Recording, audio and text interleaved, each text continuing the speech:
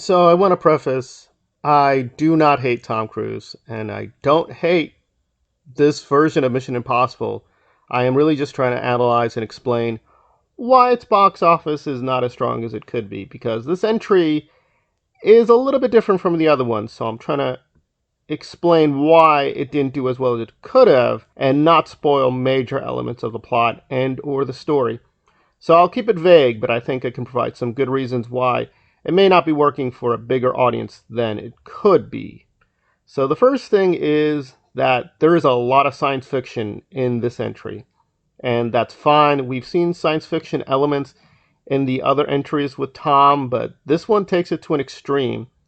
And one of the issues I had with the trailer is that the quote villain didn't come off too memorable. And this has been a problem that the last couple of entries, the main bad guy is not very memorable. So it's not unique to this entry. However, in this one, there's a reason why the main villain is not really the main villain. I can't go into it, but basically, if the main villain guy doesn't seem impressive, there's a reason for that, that they're really a proxy for the real enemy.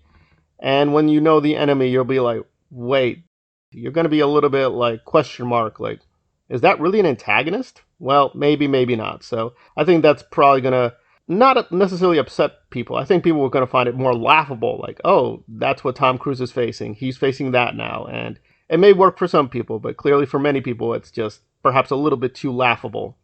Another thing is there's a bit of false advertisement because, yes, the whole Mission Impossible team that's being shown in the trailer, they do appear, but a couple of them basically disappear for a long time. They're not there for the whole film.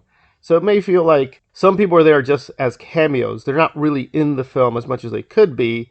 So it may feel disappointing that they show up, but then they don't really stay for the whole film. And this is a long film. This is one of the longest entries. It's almost nearly 3 hours. So there's that after a while you may feel this film is a little too long and could have been cut and not really ruin the film. And finally, this is a very funny entry. I mean that literally, not that it's strange, that there's a lot of jokes. They put in a lot of jokes in this entry. I mean, it makes sense. We have Simon Pegg. He's very good with comedy, but apparently a lot of these jokes just didn't work. They're kind of tonally inconsistent. They don't really make sense with the scene.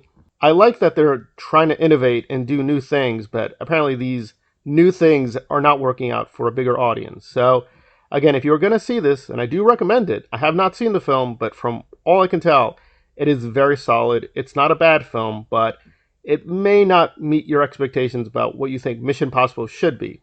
On the plus side, all the action scenes are getting a lot of praise, and the last hour especially is filled with very real stunt work, and the action scenes there seem very superb. So again, I'm not saying this is a bad film. I am just saying this may not match up to your idea of what a Mission Impossible film should be.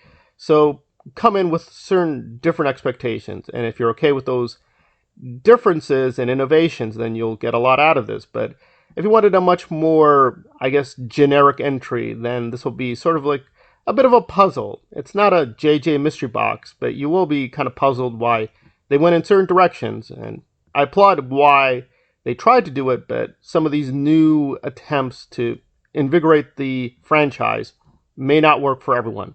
And there we are.